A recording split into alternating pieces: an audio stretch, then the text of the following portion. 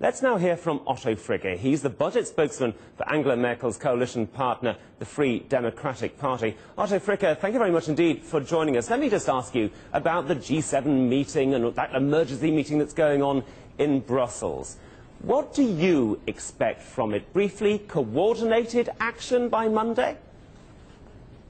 Well, it's going to be pretty difficult. I think the main problem is that right now all the people that meet there at G7 have different angles that they look at. If we look at the German budget, where we're trying to balance the budget in 2014 and numbers look good, even with growth going down, that is another problem than most of the other countries do have. And if we look at what President Obama just said, it's going to be a totally different angle on how to solve the problem. So I can only see that probably everybody has to do its homework, and that means especially for European Union, do something about the sovereign debt, and especially find pressure on those countries who've made their mistakes. Well, indeed. It's very interesting you talk about the pressure on those countries that have made mistakes. Greece is one of those problems. It is failing. It's failed on its pledges. It's failed on its agreements. Now, Angela Merkel, she has made it pretty clear.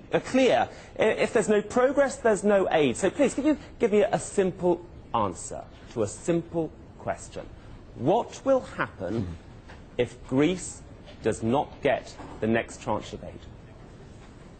Oh, well, if it was a simple question, you wouldn't have said it is a simple question. But actually, if I knew what completely would happen, I probably would not do my job as a politician, but be somewhere else, and you'd do a different interview with me. But right now we have to see that we have to show that if a country that within Europe, kind of a family, we're helping, and then this country, this family member doesn't want the help or refuses the help, doesn't change, then we have to see how we do a ring fencing. Then our job is going to be, how can we see that this one country that within the European Union makes around about 2% of the whole numbers, how we can stop this in this country, because otherwise we run into a moral problem that we're going to help everybody. And that is not going to happen. If the Troika says, it's not good what Greece is doing, no money can flow by the law, our finance minister has already said that. So I think then we're going to have really hard times, and that's on the other side why we have to prepare the EFSF in a way so that it can act not only, let's say, as a fire car, but that we can do all the things that are necessary if a fire has come up. But is Germany working on a plan B should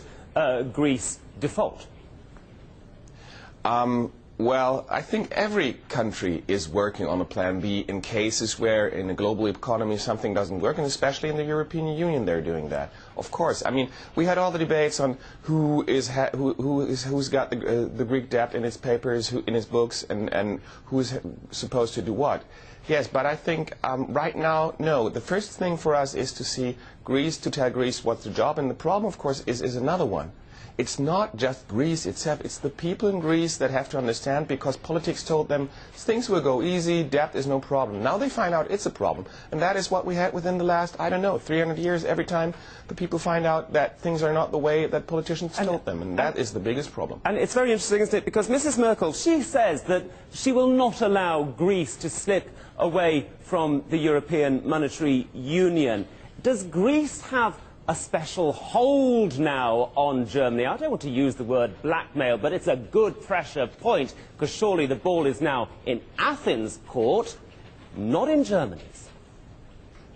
Well, see, our German neighbors, the Dutch, already said Germans are the ones who pay the most. That's why the ones you can blame the most. And that is the problem that Germany, on the one hand side, does have. On the other side, it's even so many years after World War II that Germany knows leading means leading within Europe and with a team. And I think this conflict is very difficult, but we have to show that we know what we're going to do, that we follow the law, and that there is an end to something. Help, yes, but not help in the meaning of giving any presents, but help in telling a country you have to help yourself, find a way out. And that means in a European Union, you can't step out of a family. And that is something that everybody has to accept and to understand, because if we don't have that idea of Europe anymore, how is Europe supposed to survive in a growing world where Europe itself is not as big as it has been maybe like 50 years ago? Okay, Otto Fricke, really good to talk to you. Thanks very much indeed for joining us live on Bloomberg today.